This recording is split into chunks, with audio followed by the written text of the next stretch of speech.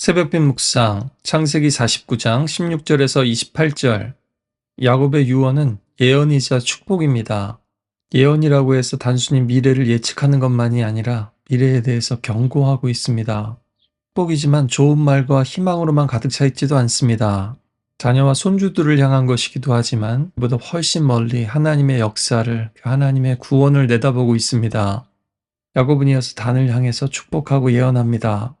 단이라는 이름 자체가 재판하다, 심판하다라는 뜻인데요. 서자 출신의 작은 지파일지라도 이스라엘 안에서 한 지파로 당당하게 인정받게 될 것을 말합니다. 그런데 이어지는 말씀이 심상치 않습니다. 단은 길 위의 뱀이고 독사와 같다고 합니다. 성경에서 뱀은 양가성을 가지고 있습니다. 지혜와 교활함, 위험성과 예측 불가능성의 이미지를 다 가지고 있습니다. 좋은 의미에서는 약한 자가 강한 자를 무너뜨리는 지혜입니다. 정면으로 맞설 힘은 부족하지만 매복하고 기습해서 결정적인 순간에 말굽을 물어서 기술을 떨어뜨리는 능력입니다. 작아도 무력하지 않고 약해 보여도 하나님이 쓰시면 강한 자를 무너뜨릴 수 있다는 겁니다. 동시에 뱀은 유혹과 배반의 이미지도 가지고 있죠. 단지파는 훗날 사사기에서 우상 숭배와 깊이 연결됩니다. 자기에게 주어진 땅을 온전히 정복하지 못하고 더 쉬운 길을 찾아서 올라갑니다. 따라서 단의 축복은 두 얼굴을 가집니다. 하나님 편에 서서 싸우면 작은 지파도 강한 원수를 넘어뜨릴 수 있습니다. 하지만 하나님 말씀에 순종하지 않으면 형제를 무는 독사가 되어버립니다.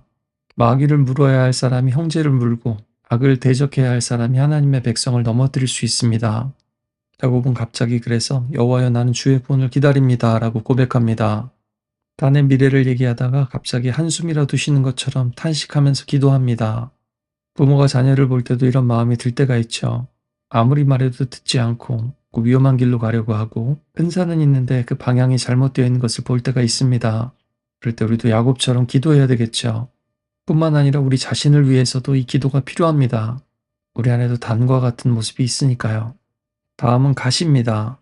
갓은 군대의 추격을 받지만 도리어 그를 추격하게 될 것이다. 갓에게 주어진 축복은 도리어의 축복입니다. 공격을 받고 쫓기고 밀리지만 상황이 역전되어 오히려 적들의 뒤를 추격합니다. 갓지파는 실제로 요단 동쪽에 자리 잡았습니다. 모압, 암몬, 아람과 같은 세력들의 침입을 자주 받을 수밖에 없는 지역이죠. 이런 상황에서 그들은 전쟁에 단련되었습니다.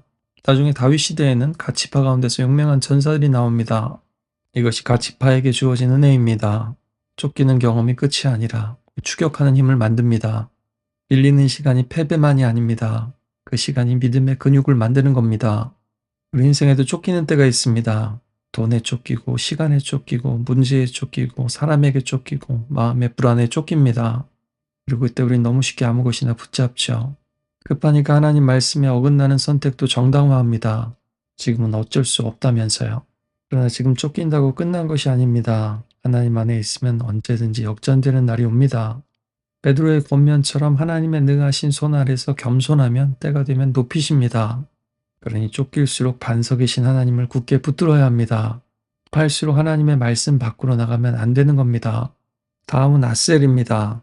아셀에게서 나는 먹을 것은 기름진 것이고 그가 왕의 수라상을 차릴 것이라고 합니다.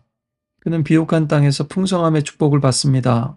그러나 단순히 먹고 사는 문제가 해결되는 데서 끝나지 않고요. 그의 산물이 왕의 식탁에 오르게 됩니다. 집사님 이거 어떻게 만드셨어요? 레시피를 받아서 공유하지만 그 맛이 아닐 때가 많습니다. 똑같이 노래하고 악기를 연주하고 똑같이 춤을 추고 운동을 하는데도 그 사람을 통해서 특별한 아름다움과 기쁨이 흘러나오는 경우들이 있죠. 그런 깊이와 탁월함의 은사가 아셀에게 주어집니다. 또 이런 은사도 하나님께서 주시는 것입니다.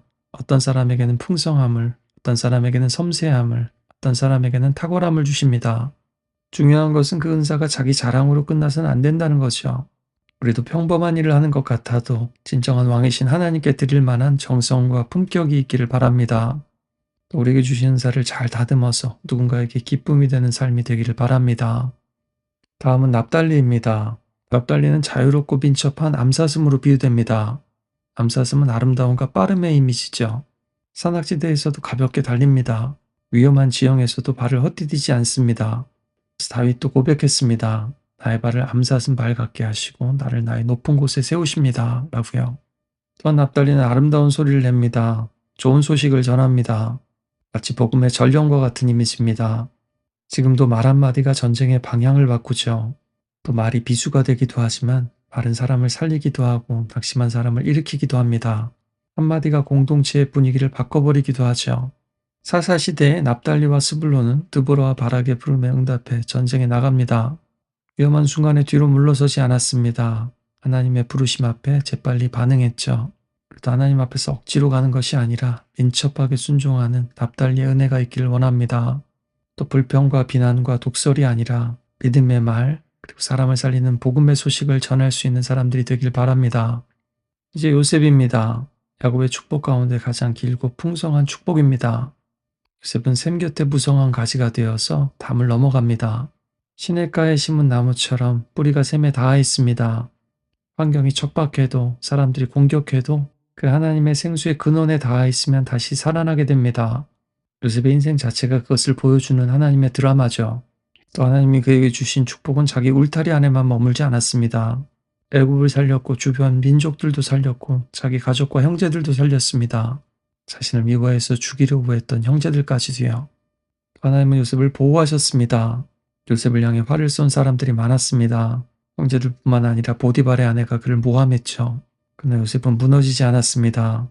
요셉이 강해서가 아니라 야곱의 전능자, 이스라엘의 반석이신 목자의 손을 힘입었기 때문입니다. 마지막으로 요셉에게는 하늘과 땅의 복이 주어집니다. 하늘의 위처럼 내리는 복이 있고 땅속에서 솟아난 샘처럼 올라오는 복이 있습니다. 젖먹이는 복, 태의 복, 생명을 낳고 기르는 복이 있습니다. 그는 예수님처럼 버림받았지만 살리는 사람이 되었고 자신은 팔렸지만 값을 주고 형제들을 사오는 구원의 사람이 되었습니다. 마지막은 막내 베냐민입니다. 라헬이 마지막으로 남긴 애틋한 아들입니다. 그러나 야곱은 마냥 귀여워만 하지 않습니다. 물어뜯는 일이라고 합니다. 베냐민에게는 강한 기질이 있고 움켜쥐는 힘이 있습니다. 실제로 훗날 베냐민 지파는 용맹한 전사들을 배출합니다. 이스라엘의 초대왕 사울도 베냐민 지파에서 나왔죠. 그가 전형적으로 보여주는 것은 강하지만 미숙하면 위험해질 수 있다는 겁니다. 결국 자기 것만 챙기고 다윗을 물어뜯는 사람이 되어버렸죠. 그러나 야곱은 그가 저녁에는 움킨 것을 나눌 것이라고 합니다. 사람이 은혜를 받고 믿음이 성숙하게 되면 움켜쥐던 사람이 나누는 사람으로 변화됩니다. 예수님의 제자 요한도 그랬습니다. 마음에 들지 않는 마을을 향해서 불을 내리라고 하는 우레의 아들이었습니다. 그러나 나중에는 사랑의 사도가 되죠. 우리의 기질이 완전히 사라지는 것은 아닙니다. 그러나 하나님께 다듬어져야 하는 것이죠. 강함이 사랑 안에서 다듬어지고 열정이 성김 안에서 다듬어지고 움켜쥐던 손이 나누는 손이 되어가는 겁니다. 창세기의 시작도 창세기의 마지막도 하나님의 축복입니다. 28절을 보면 이스라엘이 그들 각 사람의 축복대로 즉 분량대로 축복했다고 합니다. 각자에게 합당한 대로요. 야곱의 축복에는 아들들의 현실, 성품, 미래, 위험, 사명까지 다 포함되어 있었습니다. 어떤 것은 축복이 아니라 저주나 심판처럼 들리기도 합니다. 여러분, 우리 모두는 하나님의 축복 안에 있습니다. 그러나 우리가 하나님의 말씀 앞에서 믿음을 어떻게 반응하고 선택하느냐에 따라서 우리의 죄와 회개와 변화에 따라서 그 축복은 다르게 흘러 들어올 것입니다. 또 세상 가운데 다르게 흘러나가고요. 오늘 우리를 구원하시고 풍성하게 축복하신 하나님의 말씀 앞에서 각자에게 주시는 예언과 축복과 경고를 들으실 수 있기를 바랍니다. 이 시간 우리보다 더 잘 아시는 하나님 앞에 주님의 진리의 말씀으로 우리를 거룩하게 새롭게 빚어달라고 기도하며 나아가겠습니다.